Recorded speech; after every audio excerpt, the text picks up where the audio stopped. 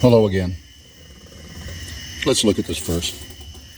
As I urged you when I was going to Macedonia, remain at Ephesus so that you may charge certain persons not to teach any different doctrine, nor to devote themselves to myths and endless genealogies, which promote speculations rather than the stewardship from God that is by faith. The aim of our charge is love that issues from a pure heart and a good conscience and a sincere faith. Certain persons, by swerving from these, have wandered away into vain discussion, desiring to be teachers of the law without understanding either what they are saying or the things about which they make confident assertions. 1 Timothy chapter 1, verses 3 through 7. Now this is Paul's first letter to Timothy, and this is right at the beginning of it. And he's talking to him about the charge they both share, which is that they are both in ministry function.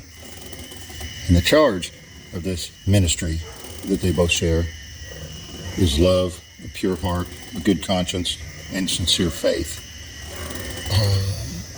That is what they are, he said, the aim of this charge. That is what they are seeking to produce in the people that they minister to. What's distinct about those? Well, they are about, all those things have to do with every day.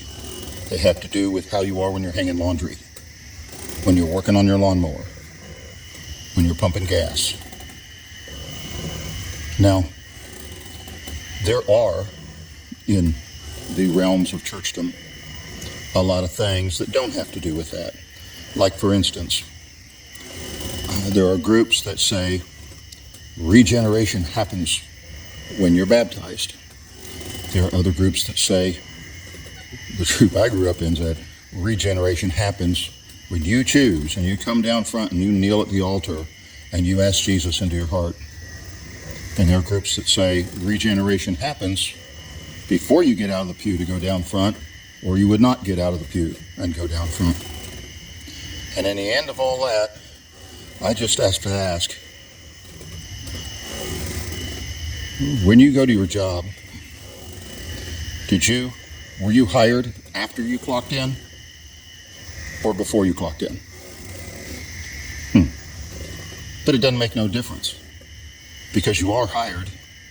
So let's not argue about that. Let's live the Christian life. Okay?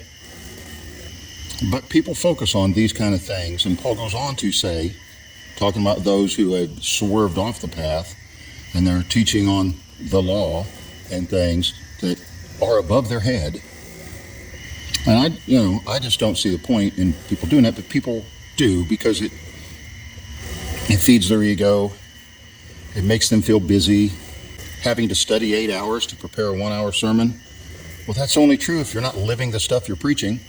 Because if you are living it at any hour of the day, you could just stop and talk for an hour about it. Anybody can. But we divide over these things instead of unifying over faith, love, a pure heart, and a good conscience. We need to focus more on the things that we can grasp. Many things about eschatology and stuff like that, we aren't going to know the answer to till after we're dead. So why are we even worrying about it? Only to the degree that it affects how we live every day should it come up. A good conscience, love, sincere faith. Let's focus on those and let's walk together, because Paul said to Timothy, that is the aim of ministry.